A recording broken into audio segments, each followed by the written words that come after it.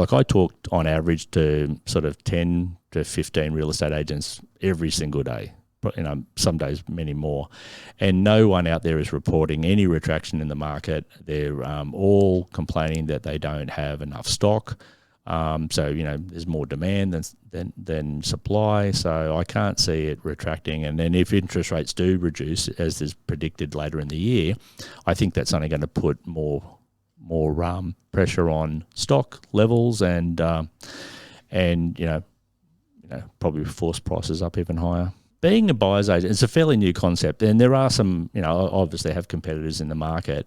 It's funny because at this point in time, like I haven't really had to be compared against other buyer's agents. I'm actually welcoming that opportunity in the fact that, I've lived on the Gold Coast since I was 2. I was a builder for 25 years. I then did 6 years in selling real estate. I've run, probably 30 auction campaigns. So I understand the whole process from every different angle. I've owned 35 properties myself, which I've bought, and in many cases I'd add value and renovate them, and and then keep them as investment properties or sell them. So I've got a lot of runs on the board, and it's the network that I've developed in that time. As I said, mainly real estate agents, but I also get referrals from other sources as well. Whether it be opportunities through solicitors, through deceased estates or marriage separations.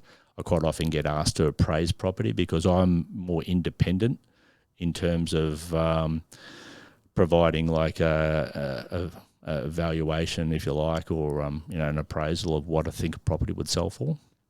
So solicitors quite often call me and say, "What do you think this is worth?" So that quite often then leads to an opportunity to sell a property off market. In some suburbs, just getting the street wrong can be a disaster.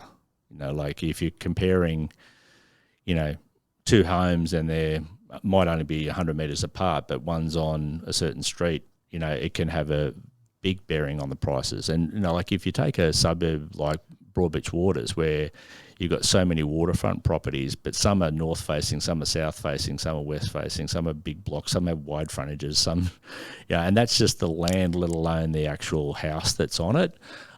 So it's very hard. I can imagine if you're interstate and you see this property for sale for X and this one for Y, you kind of think, what's the difference? And there could be a massive reason why the dearer property is dearer, and but it might actually represent way better value because of its attributes. A lot of people, think the Gold Coast is all surfers paradise, and surfers paradise is unique in its own way because of its tourist trade. But you'll actually get more for your money in surfers paradise over, say, Broadbeach or Main Beach, which are the neighbouring suburbs, because those suburbs are considered maybe a little classier, a little more high-end, a little less touristy.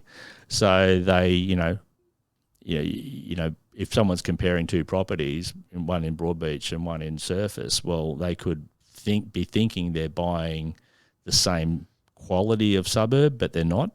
And, they could buy that Surface Paradise property not knowing that the Broadbeach one is actually a higher rated suburb for pricing. I personally deal with every client.